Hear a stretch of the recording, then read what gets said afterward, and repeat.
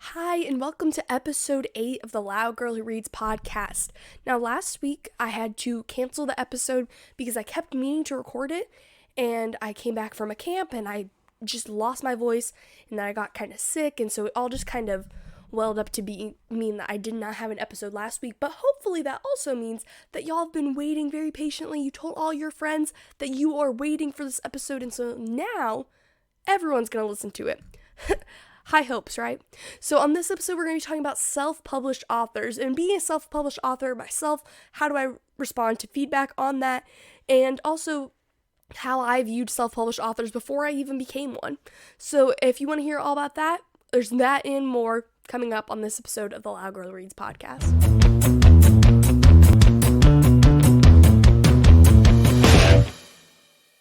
Okay, now jumping straight into this, like I said, I was looking at self-published authors. I asked TikTok, I didn't ask Reddit this time though, I asked YouTube. Now, with YouTube, I got more answers than I thought I was going to get, because I had kind of asked this kind of question before on YouTube, but not quite the same way as I did now, and I didn't think that I would get people who were wanting to give feedback on it, but people were vocal to say the least.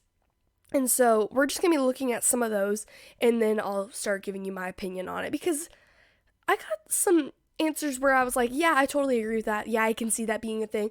But then other ones where I was like, I don't necessarily know about that. So jumping straight into it, someone said, generally speaking, and then they did ... which I get it. I mean, you can't put all self-published authors, all self-published books in the same category, because sometimes people spend thousands upon thousands of dollars on a book, whereas other people, spend $2, write it, edit it themselves, do the cover themselves, don't even put a whole lot of time into it, and just to get it up onto Amazon or whatever they're using to self-publish. And so, generally speaking, and I want to emphasize that this is a very broad brush, self-published books are less polished, use inferior art and design for their covers, and frequently go to press without a sufficiently deep editing pass. Keep in mind, that's my experience, and that might be insignificant in the grand scheme of things. And I said, I know a lot of people agree with that statement, because, generally speaking, he is right. A lot of self-published books are not well done because people don't want to put the time and the effort into it. Because with self-published books, you have to put more effort into it yourself a lot of the time, because you have to put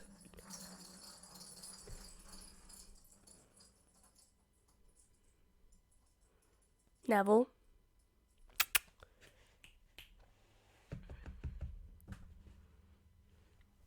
You have to put a lot more of your own effort into it, because you are putting the money and the time and everything else into it, whereas a traditionally published author will probably have someone else do a lot of that work for them.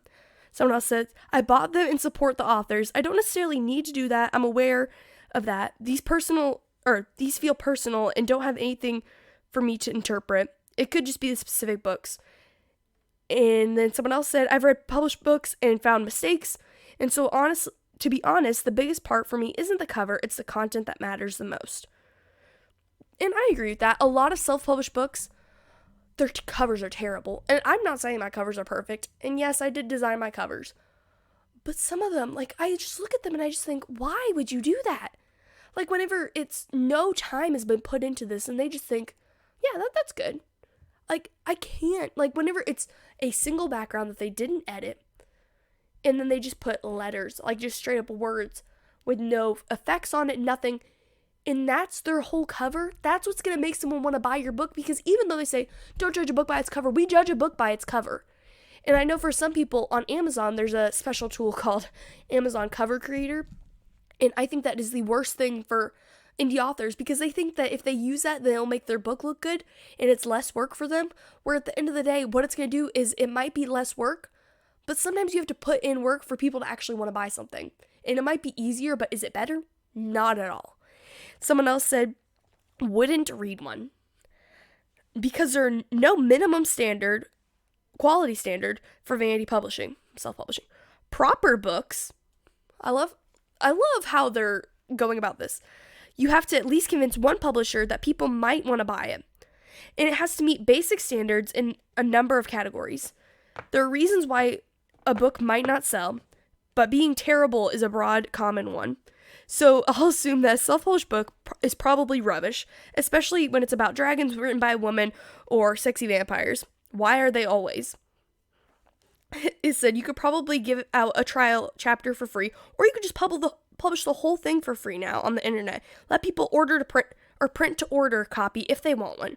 But if the only qualification for a book is being in print is the author thought it was good, then no. Even my time and concentration are worth more than that. Never mind the money. Now, I never thought that I would hear a comment that bad. Also, I love Neville just staring at the screen. I never thought I would hear a comment that bad, because it just seemed so absent-minded. Like, what were the, like, and I understand being burnt on books before, because I've been burnt on books. I've been burnt by traditionally published books. Yes, you're going to read some books that are crap, but also, you can use eyes and check a book before you order it. Like, okay, if I'm going on Amazon and I see a book that's very clearly self-published on Amazon, and I look at the cover and I think, okay, they didn't put a whole lot of time into the cover. Let's look at the description of the book. And the description of the book has terrible grammar, it doesn't have correct spellings, things like that. Or if it just doesn't look interesting, then I would be able to guess that the writing style isn't going to be great, or isn't going to be my type. And to say that all books are rubbish if they're self-published is so, I'm just going to say dumb. Like, it's just dumb. It's stupid. Because we all know that, my mom was a part of a self-publishing thing, and she said, Mark Twain self-published. Huckleberry Finn, like, he created his own publishing house to self-publish it. And yet people, like, they have the audacity to say things like that. And so I responded with, tried to be nice, I'm not gonna, I said, I still know from experience that self-published authors have to invest a whole lot of money, and most times they do a whole lot of money, and they do most times to edit and produce a cover. Because I don't have to pay most times to write my book. I might pay to get, I had my boyfriend, he bought me a new computer, which he did not have to do. My old one would have been fine. I could have written still. I could write down on paper if I wanted to. But having good equipment does not make you a good writer. And so, you don't have to invest a whole lot of money to write the book specifically. But when it comes to editing and producing a cover that's going to make people want to buy your book, or make it even a good book, you're going to have to invest a whole lot of money. And we're going to talk about that in a second. But, I'm not going to spend money on a book that I would think is rubbish, in their words. And so, if they didn't pay for that kind of stuff, yeah, I could see how it could be trash. But, I mean, I don't understand that concept.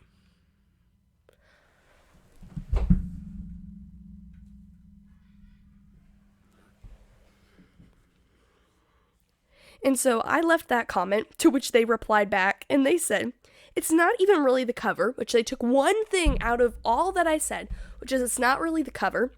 And they said, normally if I buy a book, I've either heard about it or I'm keen to read it. Else I like the author. And then they named a few authors. Are 3 that I'd read anything from them. And then, he just specified something else about it. I've read more than a dozen from these lot put together. Oh, and just continuing to write or say other books that they've read, right? You've read all these books. And he said, I've read other authors too, in books or comics, and a book is largely a time investment. There's only been a couple I've given up on partway through, and I'd hate to waste my money on something that I thought was very poor. If I at least know the gist of the story, I can generally enjoy it. Especially if I've read from the author before. But even if I haven't, a story and author with a good reputation is enough, if I know the basic idea of the story. I'm probably not a typical reader for self-published stuff, so I don't know how helpful my opinion is. Yeah, well, you should have said that whenever you were making the original comment, in my personal opinion. But yeah, I don't really judge book by their covers. Covers so often change between different printings anyways, over the years, so I don't know. They're generally considered too important.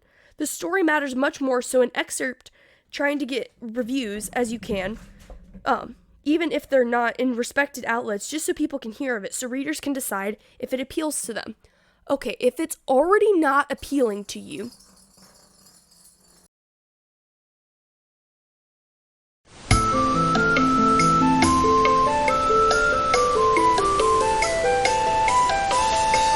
personal page. But as a professional, I'm going to have an author page too. But also, I know people who have self-published books and all they do is post on their personal, which I get it. But if you are marketing a book, if you want someone to read it, then you're going to want it to be out there. You're going to want people to know about it. And yes, sometimes it's hard for authors to say, in like a 30-second excerpt what their book is about. But also, if they wanted you to read it, then they would market it. And if you don't know a whole lot about it, then don't buy it. I know my mom, she tried to self-publish a book because she just wanted to print it. She just wanted to print it for my grandma. She didn't want the entire world to read it. Yes, if they read it, that was fine. But that wasn't her intention. And so maybe the person who you're reading their books and you're saying that they're rubbish, maybe they were just making them physical books for themselves. Maybe they were making it for their family. Maybe they were making it for a friend. And they just wanted a way for them to be able to buy a copy of it. And so I just think that, if you're only judging by the content that you haven't even read yet, then how is that a valid representation of self-published books? And so I think that that's just about it on other people's comments on YouTube. Let's look at TikTok for a second. So some people, now some of them being self-published authors and indie authors, someone said, I do my best to support indie authors when I can. I've DNF'd more trad books than indie if it's a good story, and I can look past typos. Because this person is an indie author, they can see that, sometimes people aren't perfect. Sometimes people can't afford to spend, however many dollars to have a book edited just so then it can get, thrown out there and be a crappy story. Which whenever she says trad published, it's traditionally published. I found typos in traditionally published books. And people, that's their main thing, is that, self-published books, they're bad quality, they don't pay for good editors. But, that's their own, that is the indie author's fault if they don't find a good editor. But they also, it's the editor's fault. It's not the author's fault. If they're not the editor, which a lot of times they can list who the editor is if you look on Amazon, then why punish them? I just don't understand. And looking past that, a lot of people can't do. Someone said, I love supporting indie authors. Someone said, I think it's an amazing way to find new and different content, but editing mistakes can truly ruin it. Which, it can ruin it. I found mistakes in my own books.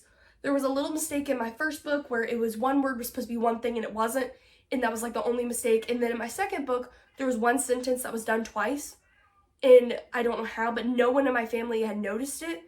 And my mom, who's a professional editor, she's done it for years now, she edited it, and she just didn't notice it because she had read through it so many times. And so, mistakes happen, but who looks at something and sees one mistake in something I know I've read, it was traditionally published, and I've seen a mistake, and I'm like, that sucks, that's kind of funny, that's like an Easter egg, but it's okay, I'm just going to keep reading and see if the story's worth it. Someone said, I've read some amazing self-published books, but I've also read some terrible ones. Editing does at times suffer, but I don't think people realize how expensive editing, art, and publishing are. Yeah, because, okay, I've seen people where also, to buy the art, if you do not make your own cover, it can be, thousands of dollars, because some artists, they'll charge for each copy of this, of the artwork. If you had a hardcover version, they charge you for the hardcover version's cover. If you had a paperback version, they charge you for the paperback separate. If you had an ebook, they charge you for the ebook separate. And so they do all of this, and you have to pay for all of that. And then also, if you want artwork for it, if you want, say, a bookmark, a t-shirt, anything using their design, they'll charge you for it. And not only that, but if they use a photographer, if they use any kind of photographer to take the picture for it, which a lot of self-published authors can't pay for that. If you have good editing, I've seen some people pay $1,000, about $800 to $1,000 is pretty average for self-publishing a book. But I also have seen people who've paid $10,000 for a 200-page book to be edited. And that was self-published, which that is the biggest ripoff ever. But, it happens. People do it. And also, editors and artists know that sometimes self-published authors aren't very aware of how pricing should be. So then they charge them out the wazoo. So how can you expect them to market after that and pay for marketing? Someone else said, I'm a self-published author, so I love it. And my fellow self-published authors I love as well. Someone said, the lack of editing in a lot of self-published books is usually the only thing I notice. But if the story is good, I can look past most of it. And then someone else said the most true thing that I've ever seen, which was they're hit and miss, like other trad books. So other traditional books are hit and miss. You can't judge a book just on if it's self-published or not. You might do extra work to double check it. Like, I know for me, like, this guy was like listing all these other authors that he knows and how like those are his favorite because he knows of them and because he's read a lot of books by them. Okay, then go read those books. Like, I get having favorite authors. I have favorite authors. Some of them are traditionally published, some of them are self-published. And once you find a niche on something that you like, then yay, good for you. Like, you like a certain type of book and you really like this author, then keep reading that. I encourage you to do that. But at the end of the day, is it fair to judge someone else or their book whenever you're expecting to read something exactly like these few authors that you actually like? Because he only lists 4 authors that he likes. And I'm not saying he had to give me his whole dialogue or his whole, library of all the books that he's ever read and which ones he liked and didn't like. Not expecting that. But I was expecting him to say, sometimes other books are hit and miss too. Like, sometimes I just don't like books. Sometimes I just really like these books and these are all I really like. That's fine, but don't judge all other self-published books by the degree of... I wouldn't want someone to look at my book, take my second book, The You Know, and hold it up to a Christian romance, even if they're both Christian YA, one's romance, one's dystopian, or one's romance, one's dystopian, and be like, well, this one was better because it had romance in it and this, that, and the other, whenever they're looking for a romance book, because that's not what this one is. You wouldn't judge a fry by not being a burger. Like, that's a dumb concept, but you know what I mean. You're not going to say that purple doesn't look pink enough because it's not pink. So if you're looking by something and judging it by a standard that it could never live to, I know that for me personally, though, if I'm going to read a self-published book, I'm going to take time to look into it. I'm going to take time to look into, how the writing is. I might see if they have some free work. If they have, a free chapter, if they have a free first book, then that might get me hooked in it more. But to expect also, they said they should just give their book away for free. I'm sorry, but they put time into that. Especially if that's their job, if they write self-published books for a living, one, how have they gotten to that point without, selling more, But also, like, I know a lot of people are stay-at-home moms and they write. Like, that's awesome for you. That's how you make, like, it's a little side hustle. To give away your work, though, you wouldn't ask an artist to give away just, free versions of their art. You wouldn't ask them to have, like, digital downloads of their art, and, if you want to print it, you can pay for that. But you're not just going to give away your artwork because you put time into it. You put effort. You put your heart into it. And I don't think that's fair to expect of other authors. It's amazing when they do, when they can afford to do that, whenever they want to get their work out there so much that they're desperate enough sometimes that they can put their work out there just so then you can get a glimpse of how good of an author they are. That's amazing. But to expect that just because you didn't go a specific route with your writing, I think is weird. I think that's uncalled for. And I just don't understand how someone can expect that, And with any author, I know for me personally, I do put a lot of work into looking up books. If I don't know about the author, I'm not going to read it.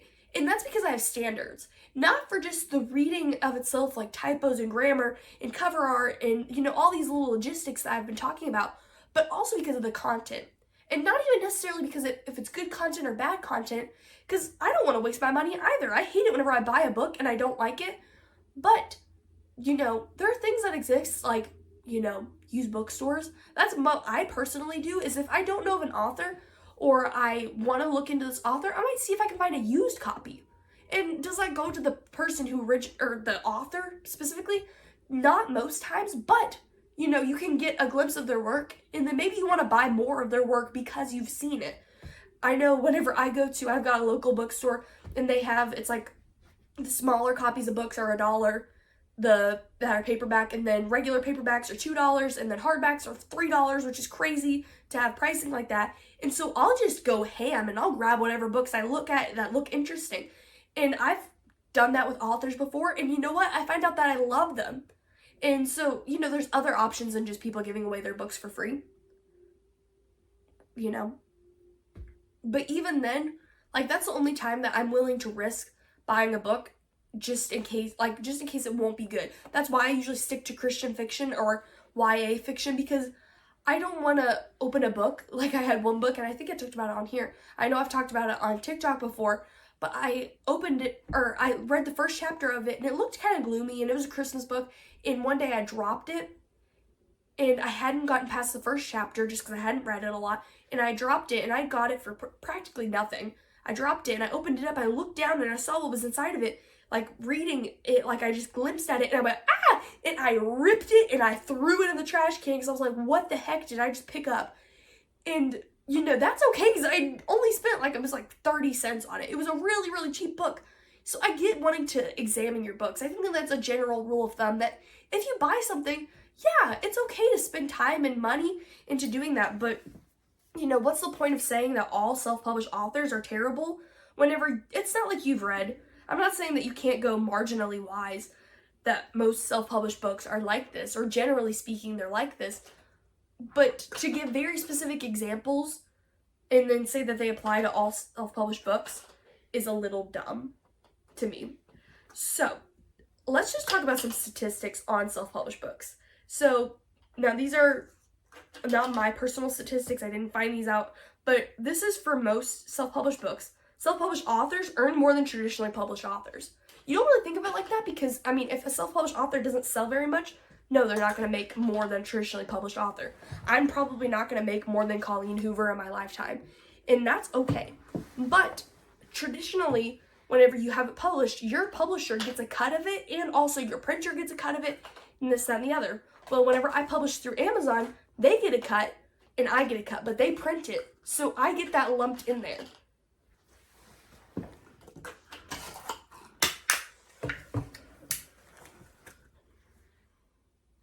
So I get that lumped in there. So I think off of my books, whenever they're in most places, I make like $4 on Amazon if someone buys my book. No, sorry, not that much. It's like $3.50, depending on how much I charge for it. Whereas whenever like I buy it myself, it's about $4 to $5 for me to buy it, and then I resell it. And I usually make more of a cut if I resell it. And also I throw in free stuff. So if you ever want to buy my books, they're available through my website, and the link is in like TikTok and stuff like that, because I want people to buy them that way, because I do end up making more. Over 50% of Kindle's top 400 books are self-published. So people do like self-published books, even if this one person does, and I don't know if that's going to encourage you to self-publish or not if you are a writer who's listening to this, but I think that's pretty cool considering I have 2 books on Kindle, but there are 400 books, and 50% of them are self-published, at least. $1.25 billion worth of self-published books are sold annually. So it's $1 billion industry to have a self-published book, not a traditionally published, a self-published book. 300 million self-published books are sold each year. And 30 to 34% of all ebooks are sold are self-published. But then going back to audiobooks, only 1% of them that are on Audible are self-published. Because I think people don't realize that, because I've had people ask me, they're like, have you done an audiobook version? And there's a lot of work that goes into an audiobook. It's not just someone talking, there has to be emotion to it most times, especially if it's, a fantasy book. You have to pay for a voiceover artist, you have to do it yourself, and that does require good equipment. You can't just do it with your phone. You have to have something that makes it actually good. And so, doing an audiobook is a whole lot harder than writing a book, especially if you just don't have a knack for that and you can't do it yourself like you can with writing. One thing that my mom talked about, I know I keep going back to this because we recently did a self-publishing workshop. And on this workshop, she did a little pre-thing for anybody who's looking to self-publish, giving them statistics, because people need to know if they're going to self-publish what the nitty-gritty is about. I probably wouldn't go into self-publishing if I didn't know, there's a good chance that you're not going to make a whole lot of money from this. There's a whole good chance that you're not going to market enough if you don't try. You have to try so much harder when you're self-publishing than any other kind of publishing. I know there's really only traditional or self-publishing, but some people do a hybrid that I wouldn't personally do, but it's different methods for different people. But yeah, she was talking about that, and she had said this statistic, and it was basically Now, I don't know the exact, I'm trying to find it, but I can't quite find it. But it was basically saying that, in the first year, self-published books and traditionally published books, the traditionally published books make a little bit more than self-published books. Okay, so the authors make a little bit more and they get a little bit more of a cut than the self-published books. Whereas in the next year, traditionally published books might go up, I think it was 10 or 20%, and self-published books get doubled. So your intake on what you take home, so if I made $200 in a year, in my first year, it would double to $400. Now that's just me rattling off a random number because it would double. Whereas the other person, if they were making $200 the first year, they only made $250 the next year. And so with that, it's the cuts. And so it makes a huge difference on if you're traditionally published or self-published. And people don't realize that whenever they're self-publishing. I think because they are so locked into they're not going to make any money and they're not even going to try. I don't understand how, because some people just think that, if you have a self-published book on the market, it's just going to sell. It will sell itself. You don't have to put any effort into it. It's on there. People can see it on Amazon, so it's going to sell. And sometimes that does happen. Sometimes it's a miracle and people find out about your book, and through word of mouth, you sell a lot of books. But most times you have to put in work, because if I saw a book that was self-published and I know nothing about this book, I'm not going to go read it. I know that there's some covers I've seen from people that I know, and if I had saw it on Amazon, I would never in 10 million years buy it just off of that. And so, it's not something that I really look at. I'm not going to look at self-published books if I don't know anything about them. But if I were to find one through social media, then I'd probably go and get it. Oh, where's that statistic? I think I found it. But, yeah. It's just crazy. I don't think people realize how many books are sold and how that makes such a big difference on self-publishing books. And I'll do it on my personal page. But as a professional, I'm going to have an author page too. But also, I know people who have self-published books and all they do is post on their personal, which I get it. But if you are marketing a book, if you want someone to read it, then you're going to want it to be out there. You're going to want people to know about it. And yes, sometimes it's hard for authors to say, in a 30-second excerpt what their book is about. But also, if they wanted you to read it, then they would market it. And if you don't know a whole lot about it, then don't buy it. I know my mom, she tried to self-publish a book because she just wanted to print it. She just wanted to print it for my grandma. She didn't want the entire world to read it. Yes, if they read it, that was fine. But that wasn't her intention. And so maybe the person who you're reading... So I found what I was looking for from my mom. And it was just saying that, so Mark Twain self-published for Huckleberry Finn. Not only did he self-publish, but the writer of the Peter Rabbit series, she self-published and made her own publishing house. And also one that you probably know, or at least most people know, which is Rich Dad, Poor Dad by Robert Kiyosaki. The Shack, which is now a movie, was self-published originally.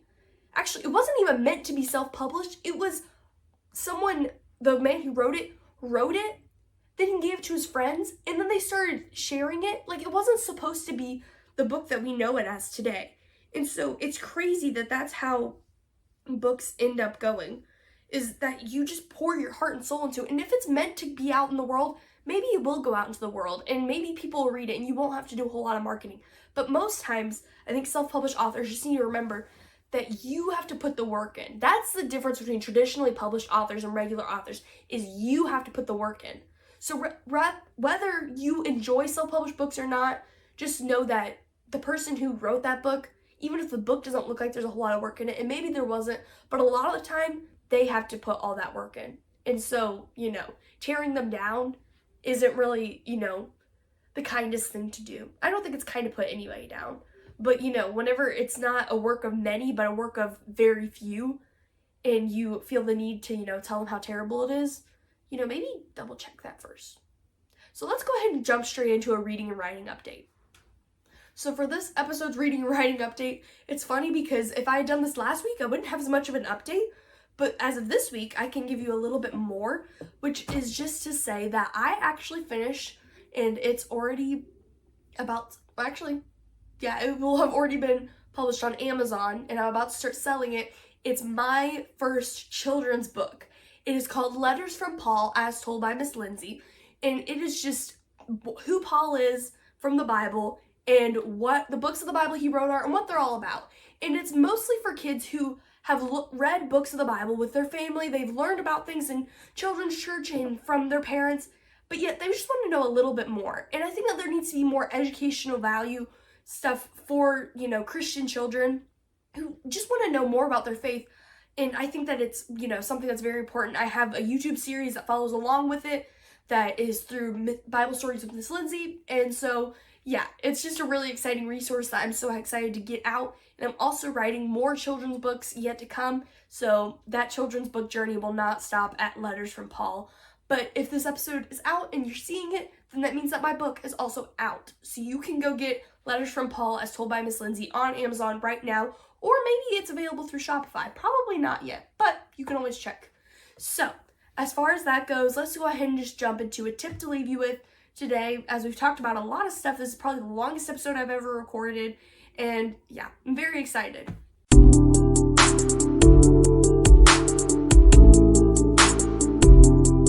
So my tip to leave you with today. Now, I really hope that you take this to heart and you don't just hear me saying this and, you just kind of brush it off. But it's mostly just, if you're reading a self-published book, look at it for what it is. Don't come into it with preconceived notions unless the cover was terrible or the description was terrible and they just didn't care. Look into it as if someone has poured their heart and soul into it. It's like any other book. Don't come into it thinking that it's, going to be this terrible thing. But also, for self-published authors, don't come into writing thinking that you can just throw a book together, not edit it, not work very hard on a cover, and expect people to buy it. I wouldn't buy a book that someone didn't put time into. And part of being self-published means that you put the time and you put the effort in. So I hope you get the chance to read more self-published books. And thank you for watching this episode of the Loud Girl Who Reads podcast. Don't forget to like and subscribe. Follow me on Instagram, Facebook, anything you can think of, because I post a lot of content and you're not going to want to miss out. Also, this podcast has a TikTok out in and of itself. It's called Loud Girl Reads Podcast. And also on YouTube, I post every question that I ask here, like today where it was self-published authors, like what do you think of self-published books? You can get the chance to answer those questions and have them be on this podcast. So if you want that option, you can go to YouTube and TikTok and also on Reddit for the Loud Girl Reads podcast. And I post almost every question, and your question or your answer will most likely end up being on here. So definitely go check those out, and happy reading. An amazing resource for anybody who's looking to self-publish a book is How to Self-Publish Your Book, an interactive step-by-step guide by Becky Forkel. It is the 2024 edition, hopefully with more editions to come, but it gives you a good guideline to how to actually self-publish a book. Because there's a lot of work and there's a lot of time and effort into doing it, and if I had self-published and had this, I probably would have done a whole lot better than I did the first time around. And it just tells you everything that you need to know about self-publishing, about the tools that you can use, and it also gives you a guide for how long you can take, how long it should take, and also making sure you know why you're publishing a book.